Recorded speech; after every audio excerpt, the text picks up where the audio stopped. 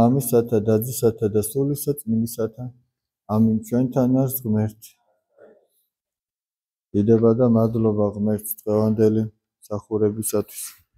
ჩვენ სახარება, რომელიც ამოვიკითხეთ, იგი ეხება საუფლო ლოცვას, მამაო ჩვენოს, რომელსაც ჩვენ ყოველდღიურად არაერთხელ ვამბობთ და არაერთხელ ლოცულობთ. მოწაფეებმა სთხოვეს მაცხოვარს იესო ქრისტეს, რომ ესწავლებინა მათთვის ლოცვა. როგორც წმინდა იოანე, ისინი წმინდას არ ამბობენ, ეს ჩვენ ვიცით, რომ წმინდა იოანე ნათლისმცემელია. როგორც იოანემ ასწავლა თავის მოწაფეებსო ლოცვაო, ჩვენც გვასწავლებ. და მაცხოვარმა ასწავლა სწორედ ის ლოცვა, რაც მამაო ჩვენოს სახელით არის ცნობილი და ამიტომ ამ ლოცვას სხვაგვარად საუფლო ლოცვა ეწოდება, რადგან თავად უფალმა ასწავლა. ახლა ჩვენ ყველა ვიცით, რომ ლოცვა არის ღმერთთან საუბარი. ანუ ეს ლოცვა ასწავლა მარტო იმას კი არ ნიშნავს, რომ რაღაცა ეს პატარა ლოცვა მისცა უბრალოდ როელოცად, არამედ რა არის მთავარი სათხოვარი, ჩვენ ღმერთს მთავარი რაზე უნდა ვესაუბროთ, რა უნდა ვითხოვოთ, აი ეს ასწავლა. ეს გვასწავლა ამ ლოცვით ჩვენ, რომ აი ამ ლოცვაში არის ყველაფერი ის თავმოყრილი, რაც უმნიშვნელოვანესია, რომ პირველ რიგში ეს ითხოვოს ადამიანმა უფლისად. ეს ძალიან ღრმა ლოცვა არის და ძალიან დიდ განმარტებას საჭიროებს, მაგრამ მოდი აი ზოგადად შევეხოთ, ესე იგი. თითოეულ სიტყვას თავისი მნიშვნელობა აქვს. აი მაგალითად, როდესაც ამბობს მამაო ჩვენო, ჯერ მარტო ის, რომ ჩვენ ღმერთს მამას უწოდებთ და ჩვენ უნდა ვგრძნობდეთ, რომ მისი შვილები ვართ. და აი ღმერთის შვილობა, მამის შვილობა ჩვენ რა პასუხისგებლობას გვაკისრებს, როგორი ცხოვრების წესს გვაკისრებს, რომ ჩვენ ღმერთის შვილები ვართ. ამაზე უნდა დაფიქრდეს ადამიანი. მე ხა ძალიან მოკლედ შევეხები ყველაფერს. როდესაც ვამბობთ ჩვენო, მამაო ჩვენო და მეც მამაო ჩვენოს ვამბობ, ანა მარიაც მამაო ჩვენოს, ნიკოლოზის და ყველა, მამაო ჩემოს არ ვამბობთ, მამაო ჩვენოს ვამბობთ, ესე იგი ის ჩემი მამაც არის, შენიც, სხვისიც და აქედან ჩვენ ერთმანეთის დაძმა ვართ. და ერთმანეთი უნდა გვტკიოდეს, ესე იგი როგორც დაძმას. ერთმანეთზე კი არ უნდა ვლაპარაკობდეთ, ერთმანეთის დაცემით კი არ უნდა ვხარობდეთ, ერთმანეთის სიკეთით კი არ უნდა ვწუხარებდეთ, არამედ ერთმანეთს უნდა განვიცდიდეთ. ერთმანეთი უნდა გვიხაროდეს, ერთმანეთი უნდა გვტკიოდეს, იმიტომ რომ ჩვენ დაძმები ვართ. რომელი ხარ ცათაშინა? ცაში ყოფნა არ იგულისხმება, რომ მხოლოდ ცაში, არამედ ღმერთი ყველგან არის. მეუფეოზე ცათავს, როდესაც ვამბობთ, რომელი ყოველგან ხარ და ყოველსავე აღავსებ მადლითა შენით. წმინდა იყავ სახელი შენი არ ნიშნავს იმას, რომ ჩვენ ესე იგი ვუსურვებთ ღმერთს, რომ მისი სახელი წმინდა იყოს. არამედ ეს იმას ნიშნავს, რომ ჩვენი ცხოვრების წესის შემხედარი ადამიანი უნდა რწმენაში მოდიოდეს, წმუნდებოდეს რა, რომ ის ღმერთი, რომელსაც ჩვენ ვემსახურებით, არის წმინდა და მისი სიწმინდე მის სასწორებელ, მის მორწმუნე ადამიანებშიც, მათ ცხოვრებაშიც გამოჩნდება, გამოვლინდება. ესე იგი, როგორ იყო ძველაღთქმაში ნათქვამი, რომ ვაი თქვენ და ესე იგი წყეული იყოსონ, ვის გამოცონ უფლის სახელი დაიგმობაო წარმართთა შორის. აი მაგალითად, ჩვენ შემთხვევაში ურწმუნო ადამიანთან გაქვს შენ რაღაც შეხება და მან იცის, რომ შენ მორწმუნე ადამიანი ხარ და შენ თუ ვერ მოიქცევი ისე, როგორც მორწმუნეს შეშვენის, შენს გამო შეიძლება ღვთის სახელი დაიგმოს.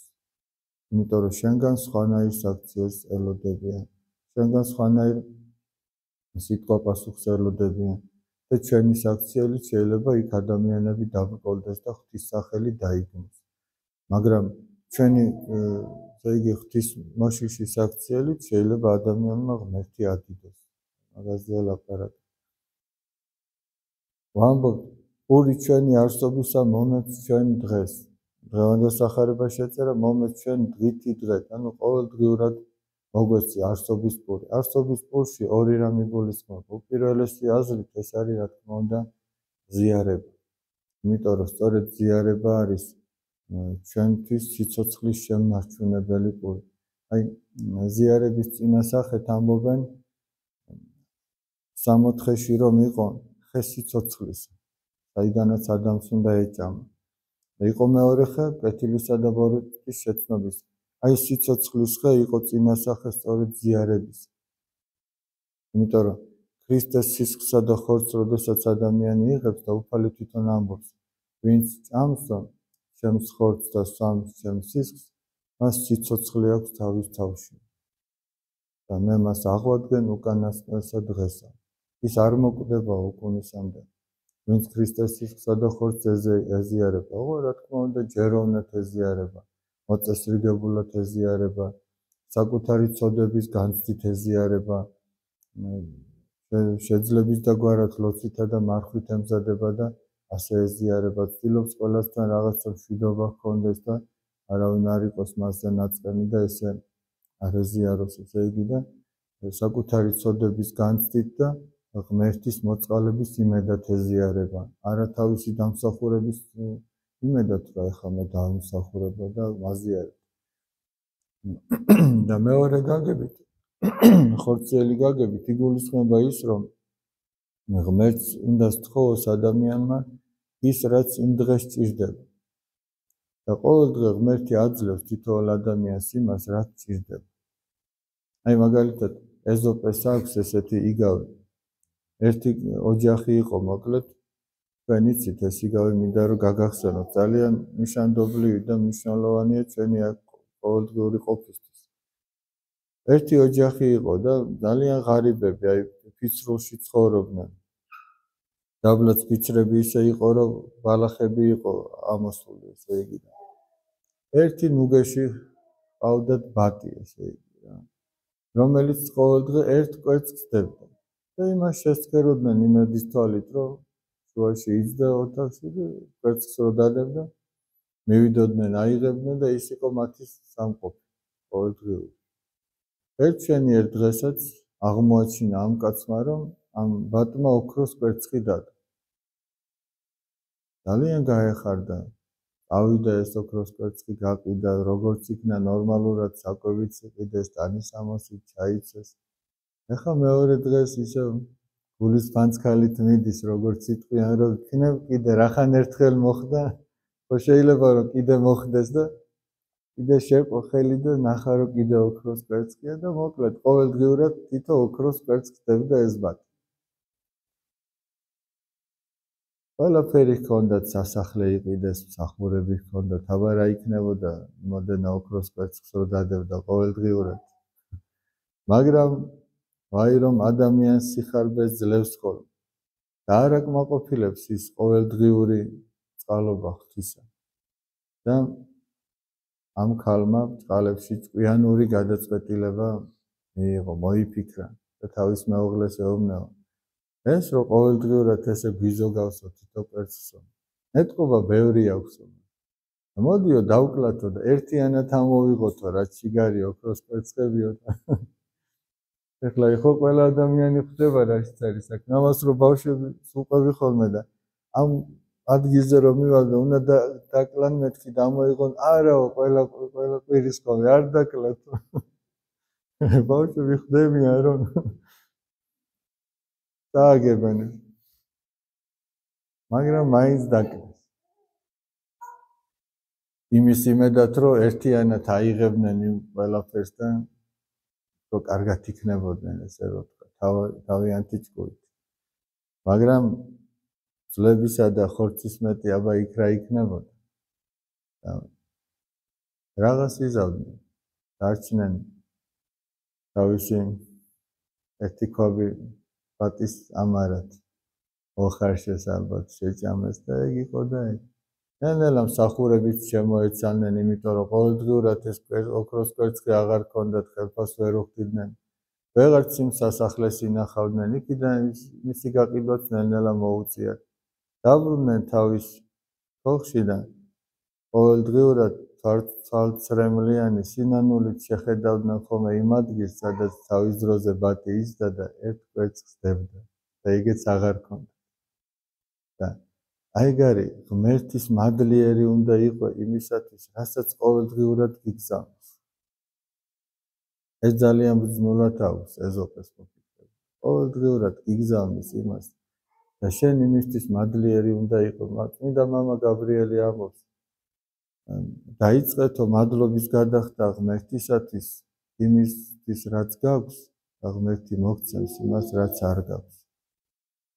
მაგრამ საჭიროა, რომ ადამიანმა დაინახოს, რომ ღმერთი გაძლევს, რაც გჭირდება. იყავ ნება შენი ვითარცა ცათაშინა, ეგრეცა ქვეყანასა ზედავ, ამბობს ჩვენ მამაო ჩვენოში. ესე იგი, როგორც ანგელოზები გემორჩილებიან შენ და შენს ნებას აღასრულებენ, ჩვენც მოგვეცი ესეთი ძალა, რომ შენი ნების მორჩილნი ვიყოთ.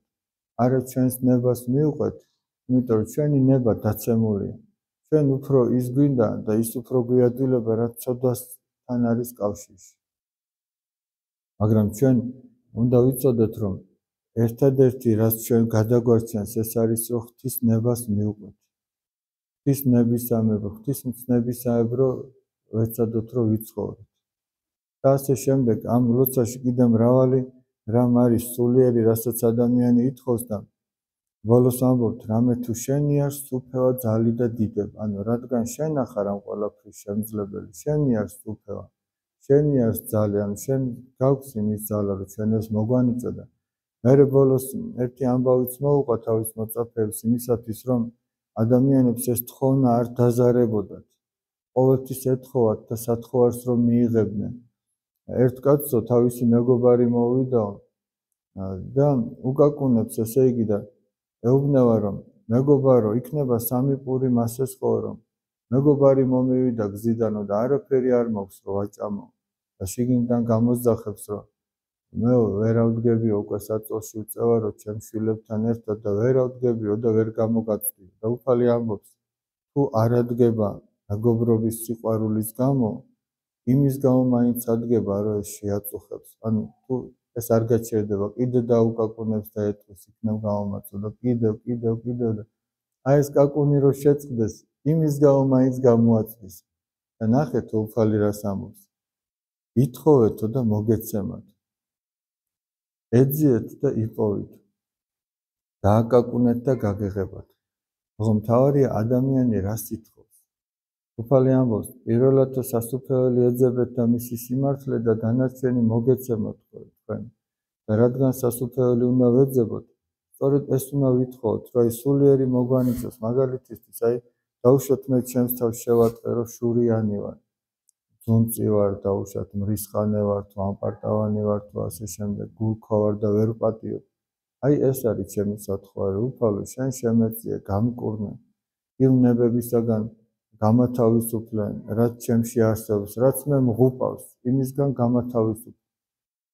ეგ არის მთავარი სათხოვარი და დანარჩენი ის ხორციელი, როგორც მათ, ესე იგი ერთი კვერცხი ქონდათ, ღმერთი ყოველდღე მოგანიჭებს, მოგცემს იმას, რაც ხორციელად გჭირდება, იმიტომ რომ მან იცის თითოეული ადამიანის საჭიროება. ამიტომ ჩვენ პირველ რიგში სულიერი უნდა ვითხოვოთ და თუ ამ თხოვაში, ესე იგი, არ დავცხრებით და მარადჟამს ვითხოვთ, ღმერთი მოგვანიჭებს და გამკურნებს.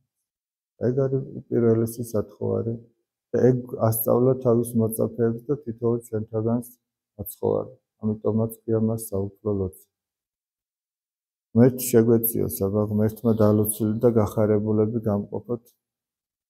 დღეს არის ხსენება წმინდა მოციქულისა იაკობისა, ეს იყო 70-თაგანი მოციქული, თქვენ იცით, რომ უფალს 12 მოციქულის გარდა ყავდა 70 მოციქული.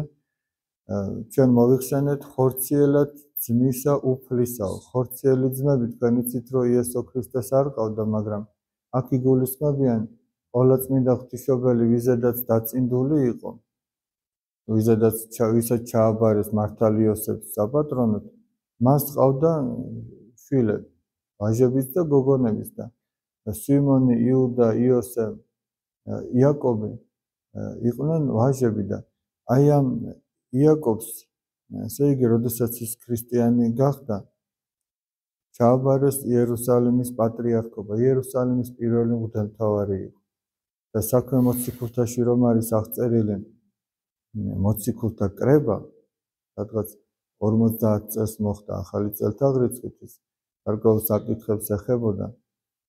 აი ამ კრებას თავმჯდომარეობდა სწორედ მოციქული იაკობი. და ესე იგი მოხუცებული კაცი, ძალიან მოკლედ რომ მოგიყვეთ, მოხუცებული კაცი, როდესაც ძალიან გულმხურვალი იყო, ესე იგი მანამდეც კი სანამ ის ქრისტიანი გახდებოდა, იმდენად მლოცველი და ღვთისმოშიში ყოფილა, რომ მუხლებიო, მუხმოდრეკების გამო ისე ჰქონდა ესე იგი გაუხეშებული, აკლემის ცლიქი რო არისო, დაახლოებით ესე ჰქონდა მუხლებიო და ძალიან გულმხურვალი იყო და ადამიანებს რომ ესე იგი ქრისტიანობას უქადაგებს, იუდეველებს შეშურდებათ და მოკლედ მის მოკვლას განიზრახავენ, აიყვანენ ტაძრის ქიმზე და ეტყვიან, რომ აი აქედანო უარყავიო ქრისტე და გადარჩევიო, თითქოს რომ შეეშინებინათ. მაგრამ და შემოკრებილი ხალხია, დღესასწაულისთვის შემოკრებილი ხალხი და ეხლა უნდათ რომ ყველას თვალწინ ქრისტე დაიგმოს. მაგრამ ამ მოხუცებულმა ბრძენმა და ღვთისმოყვარე კაცმა იქიდან დაიწყო ქადაგება. და იქიდან კიდევ უფრო მეტი ადამიანი მოაქცია და მე ვფიქრობ, რატო გავაკეთეთ ესო? თითქოს საწინააღმდეგო უნდა გამოსულიყო და მე იმ ტაძრის ქიმიდან გადმოაგდეს და ესე აღესრულა. უბრალოდ რომ გადმოაგდეს, არ აღესრულა, ადგა და კვლავ დაიწყო ქადაგება და შემდეგ ქვებით ჩაქოლეს. და ასე აღესრულა და შეგვეწიოს მისი მეოხება ღვთის წინაშე და გალოცულები და გახარებულები ყოფილიყო.